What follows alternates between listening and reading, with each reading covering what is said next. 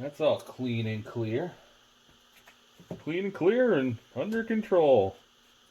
Maybe she's born with it. Maybe it's Maybelline. No? Maybe? I don't know.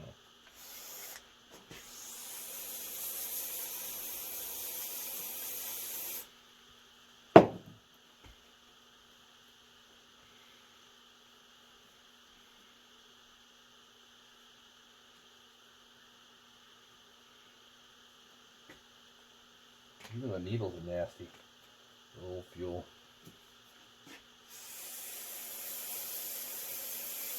Sauce sat up for a while, guys. I'm gonna be tickled if this thing runs with just a minor in the grand scheme of things. Carb rebuild. Put these back in. They're clean now.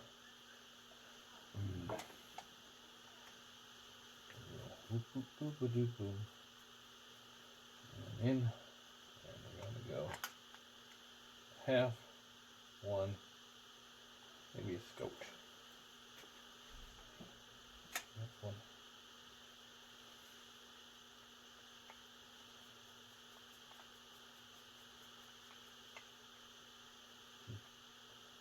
Half, one. We got a one turn. Alright, let's put this, give this a little bit of a,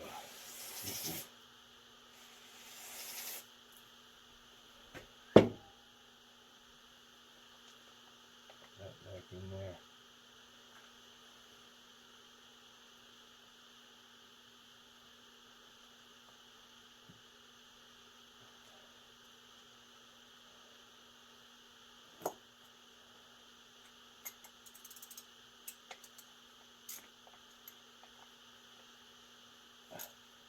Now, guys, when you're putting these things together, you don't have to go ape on stuff. It doesn't need to be tightened to 100 foot-pounds. None of it does.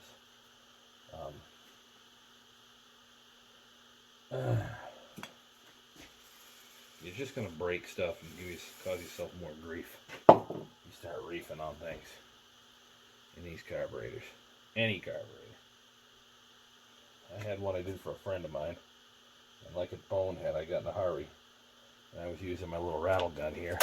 And I snapped a screw off in the carb body. Well, this was on an automotive carburetor, Edelbrock 4-barrel. So, needless to say, I had to fix it for him. Just cause yourself more problems by rushing and getting overzealous with stuff. These parts are stained with old fuel shellac. I'm just cleaning them up as best I can. It doesn't make good sense to not clean them. Now, sometimes on these, I'm going to do it on this one, I'll take these metering springs. I'll just give them a little stretch. Whoop. Maybe like a half a coil's worth. Puts a little more tension on the needle. Increases your pop-off pressure just slightly. Helps keep everything sealed up, especially when you got old parts. And like I said, we're going to pressure test this anyways. Now we get to chase this around everywhere. So that'll go in there like that. I don't know if you guys can still see that. Yeah, it's still there. You can. And we'll set this over that. Like so. Hold that all in with our finger. Take our screw here that I forgot to clean. Let that go for a second. Clean that off. And, oh, that, see? Fumbling Mr. Butterfingers.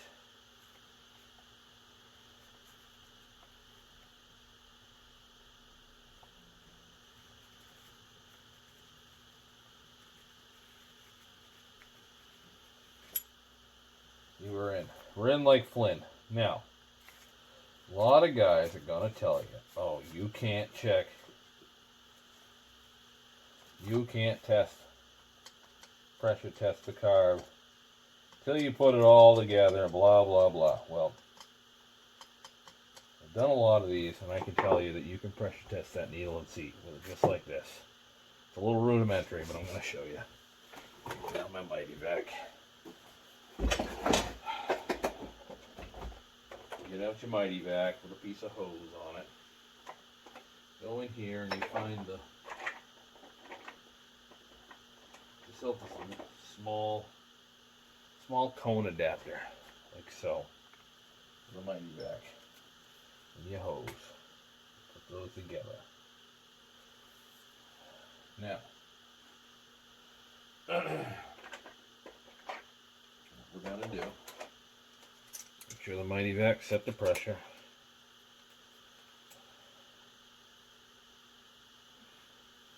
And then this here is your fuel inlet. Right there. That comes up from the fuel pump side. And it goes up and it literally goes through here, makes a U-turn. It actually, this is a direct shot down to your needle through the air cleaner stud if you take that off. But anyways, you take this little cone adapter, you can shove it in here, like so. And hold a little pressure on it. And it'll seal up well enough to give you an idea of how your needle and seat's doing. Now we're holding 10 psi right now, which is plenty.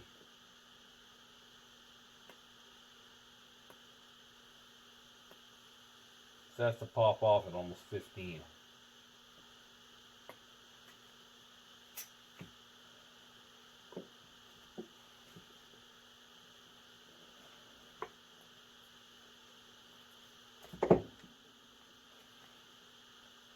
Sorry guys, I'm fumbling a little. It's hard to keep this all on the camera. Pump it up to 10. Yep, she's good. That'll seal up adequately. Alright, let's continue assembly. So, next up, metering gasket. Check your lever height. If it's not level with the carb body, you need some kind of straight edge. I'm just using the edge of a razor blade because I got it right here.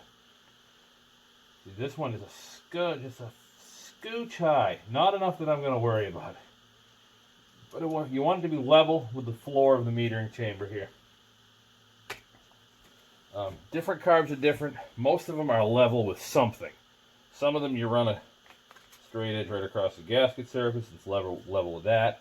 Some of them it's the floor of the metering chamber. Most of the info is available with a quick Google search for most carbs. Never really found anything I couldn't find that way. So, all right, let's commence to reassemble. Line the gaskets up. That's not correct. Bonehead. Flip that over and try it the other direction. There we have it. Got dowel pins that everything lines up on. These carbs are pretty tough to screw up. Metering diaphragm goes with the metal disc down against the metering lever. Oh, jeez. Bonehead me. Didn't clean up the aluminum plate.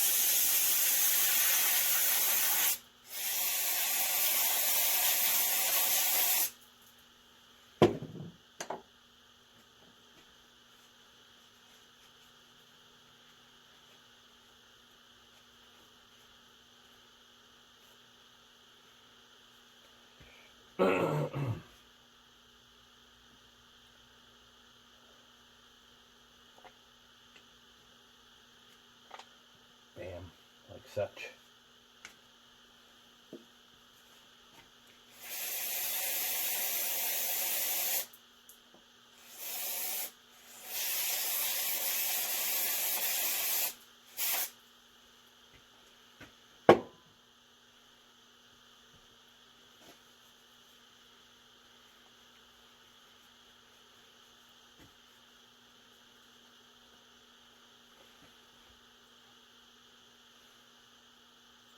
Okay. Whack-a-mole. Alright. Same deal here. Your diaphragm goes against the flat side. This is, it's slightly pitted around where one of the check valves goes, but you know what, I'll take a little bulb here, I'll pull them. polish her up a bit. It should seal. It really should, guys. It's not rocket science. Anyway, the diaphragm has to sit against this flat surface for obvious reasons. It won't seal otherwise. So that goes there. Anyway, so you go gasket first. So I can figure out which way the stupid thing goes. I'm not... What the hell? I had it right the first time. It goes like that. Yep. I'll take this guy. Like that. Again, make sure everything fits over the dowels. And then lastly but not leastly, put this guy in place.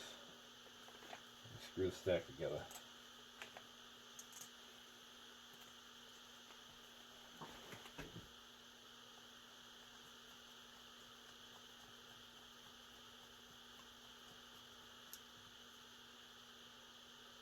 Again, we don't go ape shit on these. There's just no need of it, guys. Snug them up. If pressure test it, if it leaks, snug them a little more. No point in cranking them right down to start with. Where does that leave you if you got a leak? Breaking screws off? Doesn't sound like fun to me. I will also say, there are some guys, specifically on the Facebook pages, that are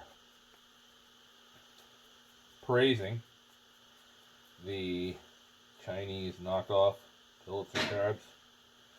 The application for them is a still 070, 090. They can be made to work in a Mac, in one of these Macs, provided you either don't mind customizing the choke linkage or B going without a choke, and you also still need this low profile bottom plate in order for it to work in one of these front tank saws or the later top tank saws.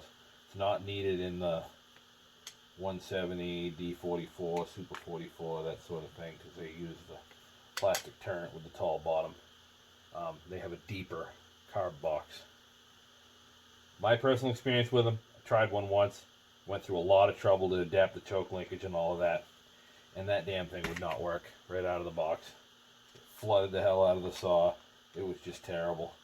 I ended up robbing it for its gaskets and diaphragms and using them to rebuild the original carburetor, and that ran great. So I will continue to rebuild these.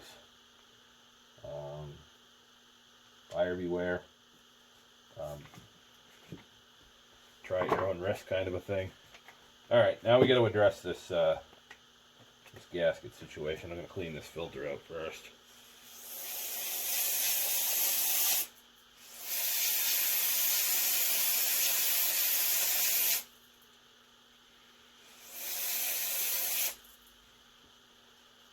Alright, thought about trying to reuse this with some sealer, but it's pretty well spanked. So we're going to see if we can just take a sharp razor and trim a little off of the ID of this sucker.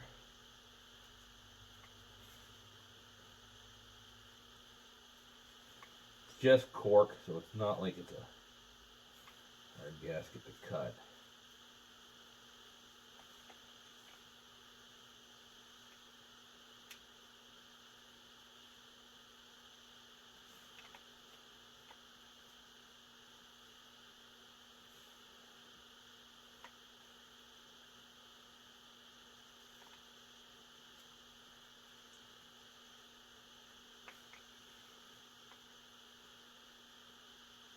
I've also used an O-ring in the bottom of these before.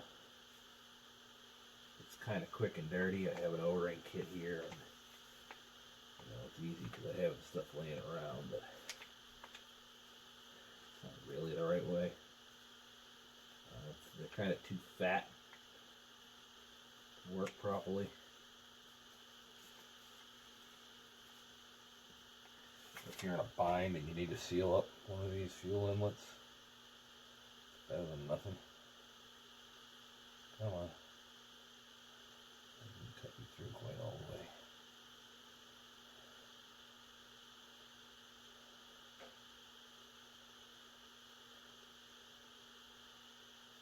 Starting to feel a little cooler here in New England. We had a frost warning last night. Get down to, I don't know, I don't think we didn't get a frost. I think we get down to about 36 here. I welcome the cool weather. I hate the heat. Much rather be out cutting wood in the garage, doing this stuff, doing videos. That's nice and cool. This isn't working. Pull this out of here. Come on, baby. Be good to me. I'm going to put this in first. And then we'll put this guy in there. Okay, I'll try that. Clean this up. Ooh, that's nasty. Look at that thing. It's all rusty and shit. Ooh. Blast it with some spray. Wipe with a rag to get those crusties off of there.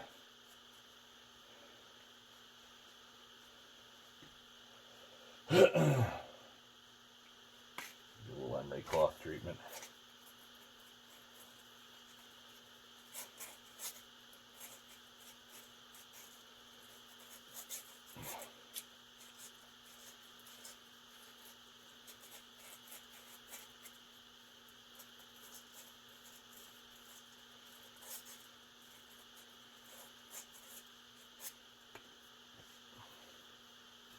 Hit it again. Oops. All right, get that in there. Bam.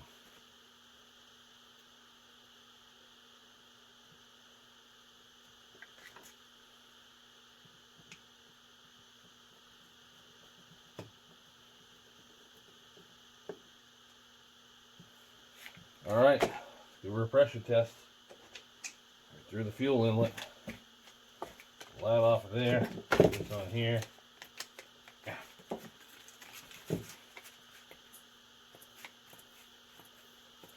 We aren't holding any pressure at all.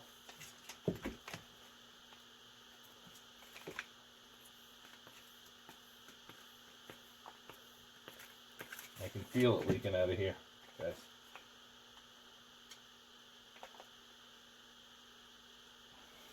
Let's go tighter with it.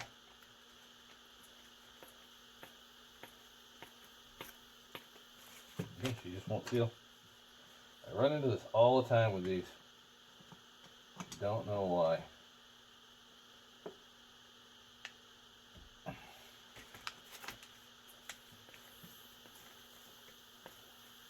Alright, so our next thing is a little sealer.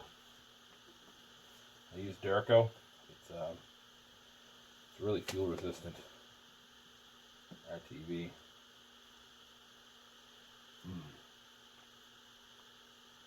Yeah, I see what's happening here. It's just not.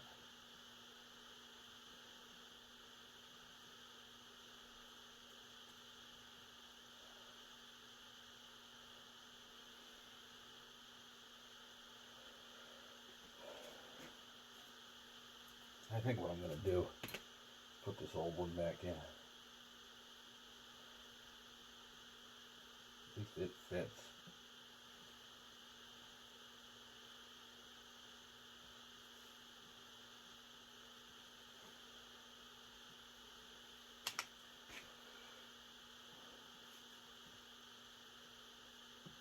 The only issue with these kits, you can't, have never been able to find the correct kits, the right hardware for these matte carbs with a low profile bottom cover. Even the RK88 HL kit that everybody recommends that you can buy, they're designed for the plastic turret. We'll pack that sucker in there. I'm going to get a little sealer. Some Durco. provided I can actually get it out of the tube. There it is.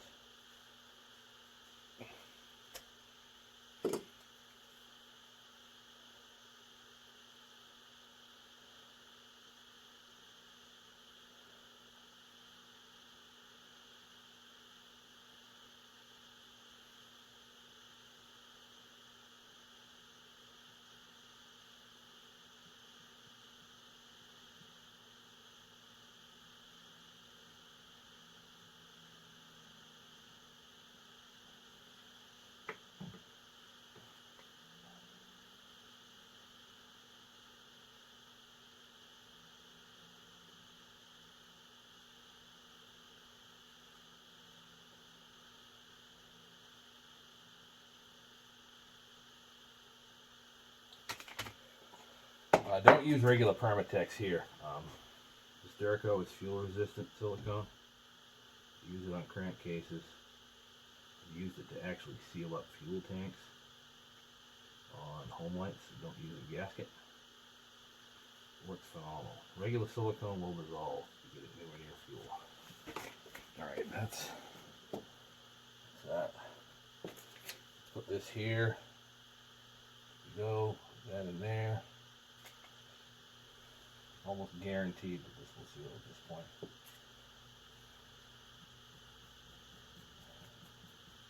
You gotta have a decent seal here because carb won't draw fuel. There's a leak here. You're pulling a vacuum, obviously. Yep, we're sealed up. See, we're holding 10 psi. Slight bleed down, but mostly holding. 15 as she pops off. That's good enough in my book. Alright, guys. I'll catch you on the next one. We'll get this reinstalled in the saw. And we'll go from there. See if we can't get a runner out of this girl. Cool. Bye, guys.